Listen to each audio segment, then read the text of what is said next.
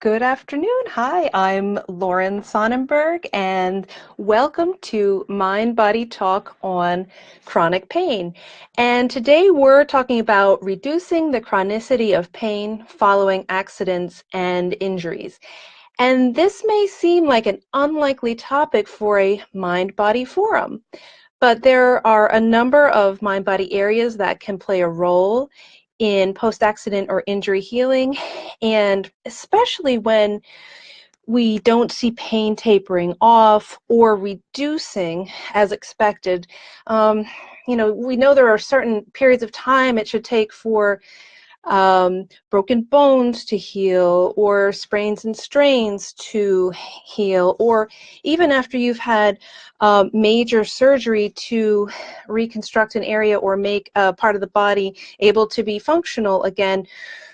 Maybe we're not expecting, in many cases, an entirely pain-free life thereafter, but when we're seeing pain become compounded, um, and expanding, or just persisting, and that's not what's medically expected, we then need to look in other areas.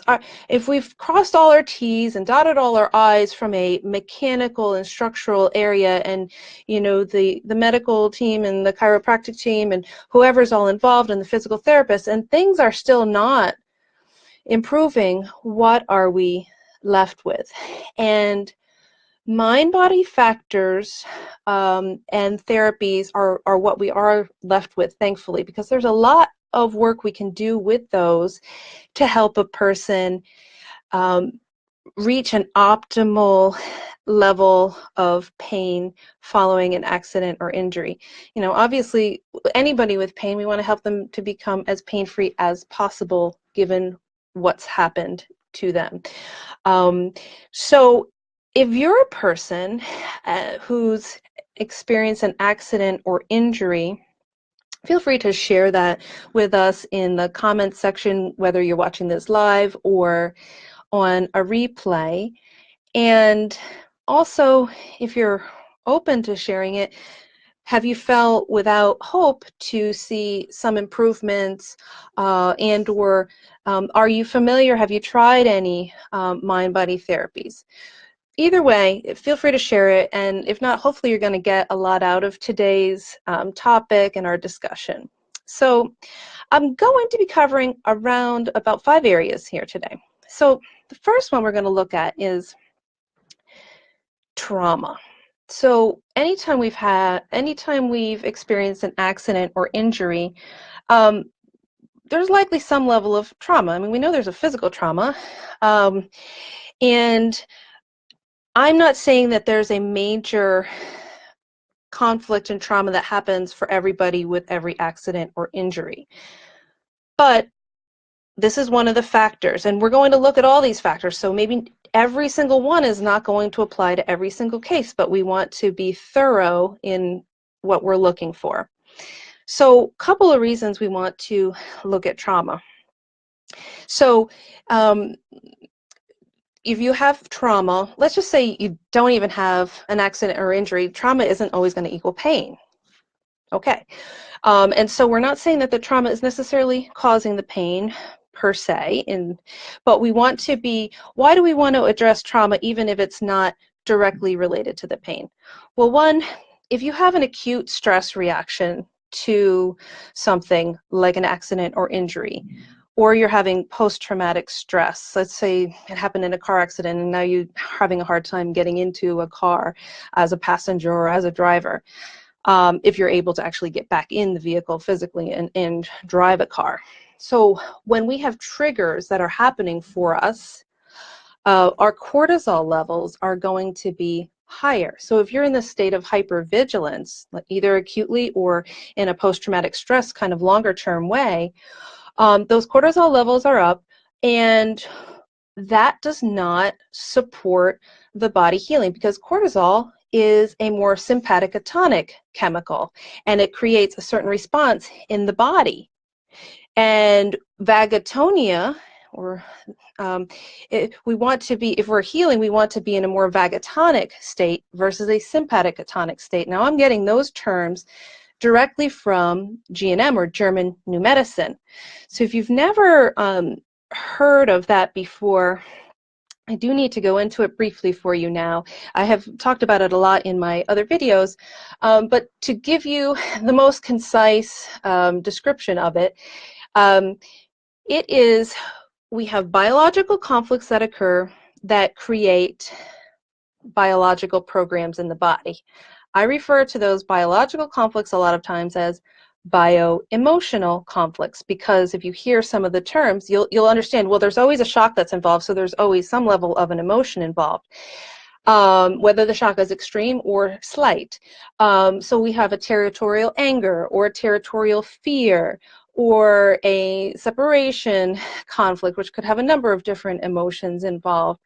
We could have a profound loss conflict. Of course, there's some level of grief involved with that. So those are just a couple of the, or a motor conflict, which I'm going to give that as an example here in a moment. So when we're conflict active, we have our stress level is up, our cortisol levels are up. But let's just say that kind of conflict hasn't happened. We just had the accident or injury.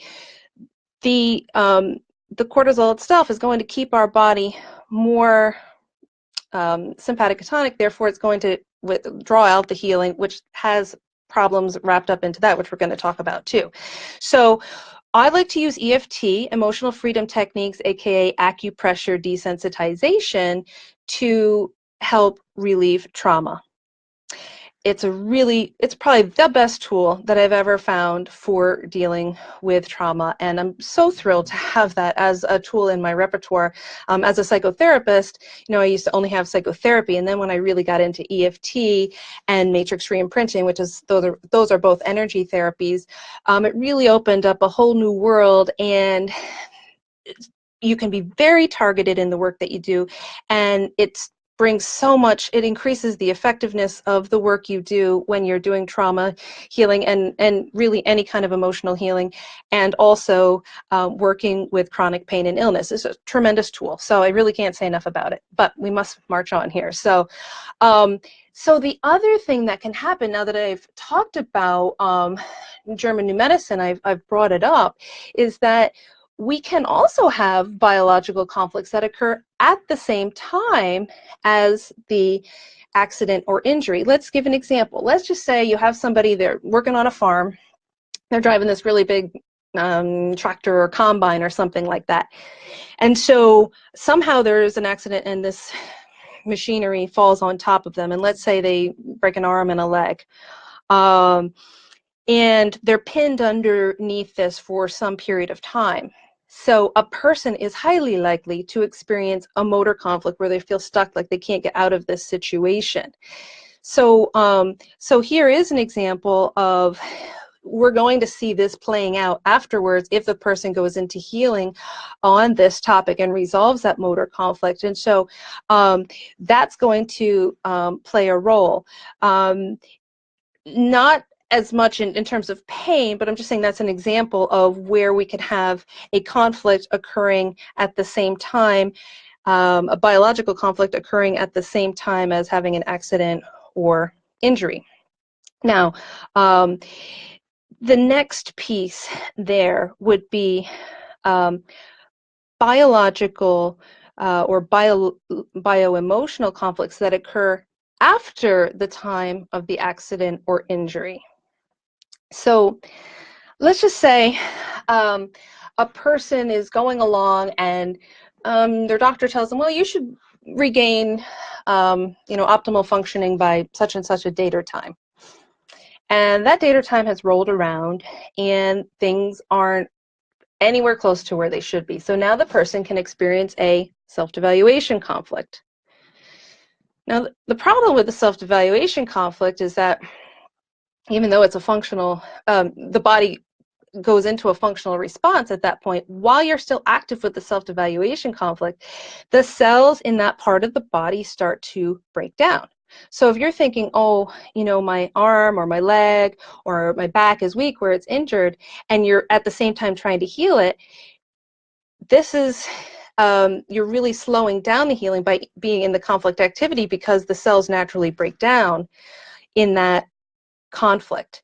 They start to rebuild if you resolve that self-devaluation conflict, and that's generally when you're going to see the pain. When you're if you've had a self-evaluation conflict, that is when you're going to see the pain, when you start to resolve that. That's why so much chronic pain outside of accidents or injuries becomes chronic, is because people don't know that the pain in many of those cases, I'm not talking about all cases like rheumatic pain, this is not, you have to watch some of my other videos to see the individual pieces, but when we're talking about a lot of musculoskeletal pain, not all of it, you're seeing the pain happening in the healing phase. And so this is very important to know, because if this comes up, you want to prepare a person to say, it's really important to not see yourself as weakening or devalued in any way or less functional, which is a hard thing to do when you are feeling less functional. So, but we don't want to compound that. So what do we use? I use EFT with people, because we want to remove some of those limiting beliefs. We want to set the mind in an optimal place so that the body can follow and complete the healing to whatever degree is optimal, following what happened to a person with their accident or injury, and then maybe the surgeries that followed if there were some. Now, how about if a person wakes up, they wake up in a hospital bed, and they come to, and they're at the point where they have the conversation, and they find out a person's not going to walk again, or they're not going to be able to have XYZ level of functioning. That is almost inevitably going to be experienced as some biological or bioemotional conflict. So we want to address that one too, because we don't want that to snowball out of control. We're talking about how to make a person feel as good as possible, reduce that chronicity of pain following an accident or injury. And so that's an area where we would look at and make sure we have the person's mindset in an optimal place. And the way we do that, EFT is a very helpful tool, EFT tapping. Now, I just briefly mentioned to you the power of the mind. Now, I was using it in context of getting the mindset in the right place, in alignment with the knowledge of German New Medicine. But let's just not even talk about German New Medicine for a moment. Let's just talk about the power of the mind. The first person and story that comes to my mind when we talk about the power of the mind is Dr. Joe Dispenza. And I heard him talk live a number of years ago, read a number of his books, and this is powerful stuff. Here, I don't know if you've heard this story, but in 1986, he was in a triathlon in California, and he somehow got hit by an SUV. I think it was going around 55 miles an hour, and he was hit from behind on his bike, and I guess he went flying, and then 6 of his vertebrae, I believe it was thoracic and lumbar, were actually broken. And so he was told he was going to need a surgery, going to need a Harrington rod implanted. He was not going to have optimal functioning and probably a high degree of pain for the rest of his life. Did I mention he was a chiropractor at the time? He's also now a neuroscientist and obviously author and lecturer and researcher.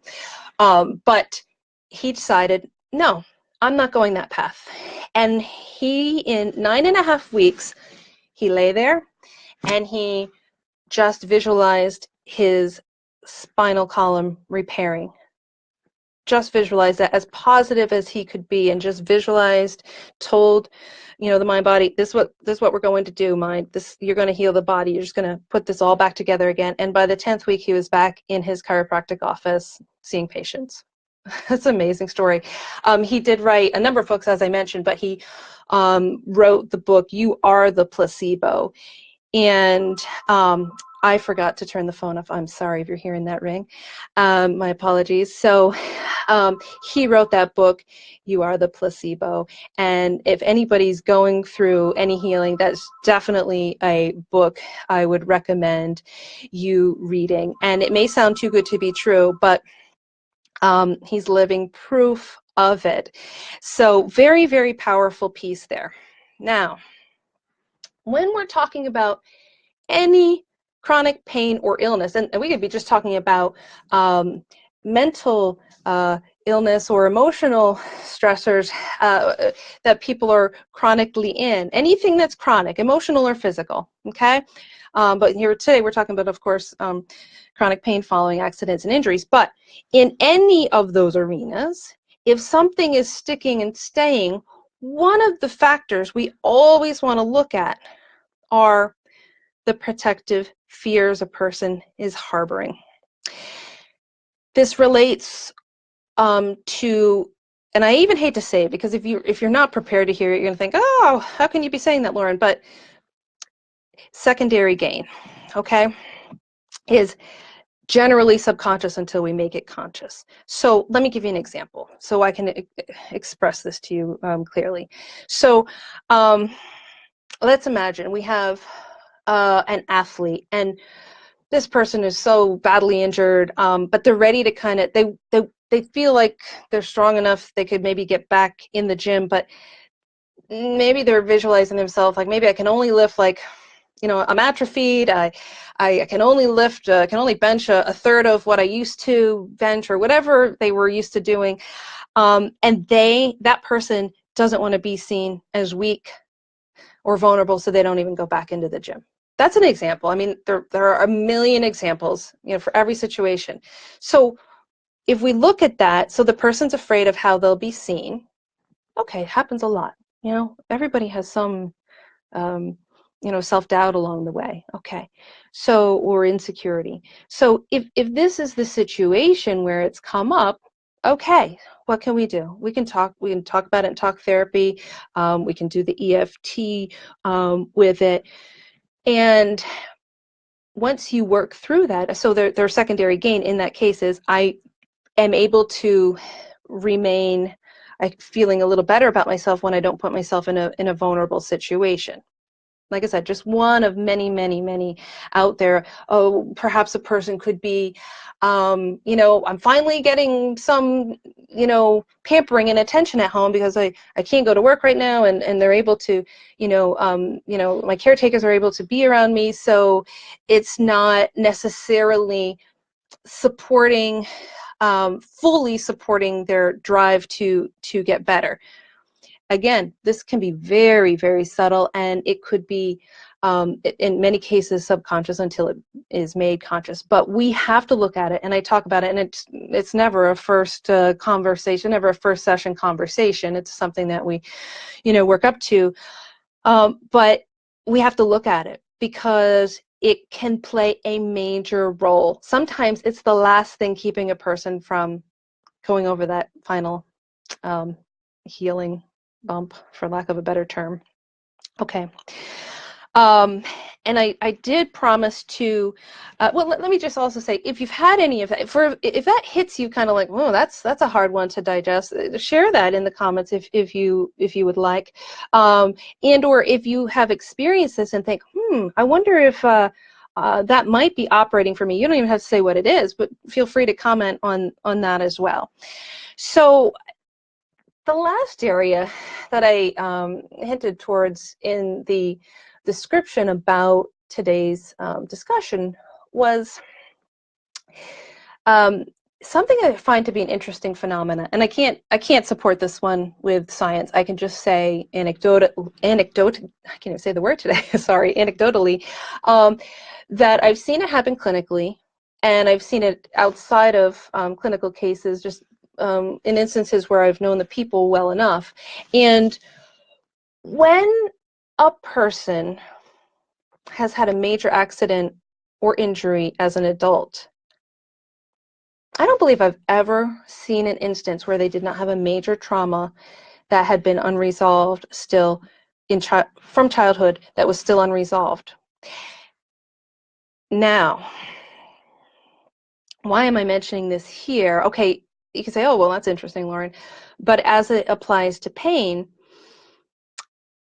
when we're talking about metaphysical manifestations, why certain things come into our life, dare I say, why we might attract certain situations into our life, sometimes things point us in a direction of areas that still need to be healed. And it comes in unlikely packages sometimes, like an accident or injury that is life-changing. But if a person is carrying around any degree of emotional pain for a long period of time, and this is just compounds, we almost inevitably see some physical, we definitely see some emotional manifestation of it, but we almost inevitably see physical manifestation. But it's very interesting when we see the manifestation of an actual accident or injury in a person's life. And furthermore, I've often seen a string of accidents or injuries until the person heals that deeper emotional pain. So will it directly relate by resolving those traumas using EFT or matrix reimprinting? Again, matrix reimprinting is another energy therapy tool under the same umbrella with EFT. We definitely want to use those therapies for sure when that's happening. And by resolving that, will we address the pain the person's dealing with their accident or injury? Perhaps yes, perhaps no. But what we want to do is just set a person up in any healing. We want to set a person up for optimal mind, body, and spirit healing. And those are the ways that I particularly know how to deal with them optimally. I would love to hear if other people are watching this, and if you've tried other approaches that have helped you with pain following accidents or injuries. Definitely please share that here as well, because what I've talked about today doesn't cover every single possible area. Like, I didn't talk about mindfulness, but that's an important approach to lots of healing as well too, and other areas too, other therapies that I didn't talk about. But these are the ones that I'm using in my practice, and we talk about these in the Chronic Pain Mind Body Empowerment group, which is a free Facebook group that anybody with chronic pain can join into. You can see the link in the text above this video. So by all means, if you have thought of questions, and hi Aman, I see that you hit the like button. Thanks for watching. If you have any questions that you want to ask, by all means ask them here in the comments below, or feel free to reach out to me directly by sending me a message or giving me a call. So thanks so much for your time today, and we'll see you next week. Bye-bye.